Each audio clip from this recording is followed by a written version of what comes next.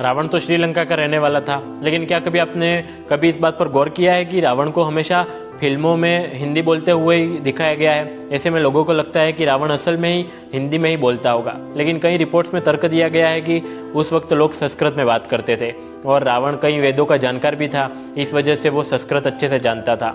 इसके अलावा कई लोगों का तर्क है कि शायद रावण की भाषा संस्कृत होगी, क्योंकि रावण ने जो शिव तांडव स्तोत्र लिखा था वो भी संस्कृत में ही था। इस वजह से इस बात पर भी जोर दिया जाता है कि वो संस्कृत बोलता होगा।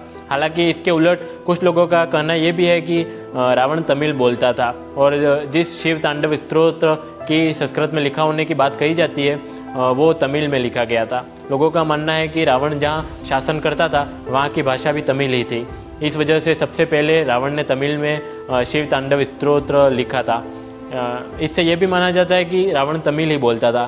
साथ ही तमिल को लेकर एक तर्क ये भी है कि तमिल संस्कृत से भी पुरानी भाषा है और 5000 साल पहले से तमिल है, तो ऐसा भी नहीं है कि उस वक्त तमिल नहीं थी और कोई तमिल नहीं बोलता था। वहीं ये भी हो सकता है कि उस वक्त लोग भावनाएं समझकर एक दूसरे से बातें करते हों, क्योंकि कई जगह इंसान और जानवर के बीच एक दूसरे से बातें करने की बात भी कही गई है।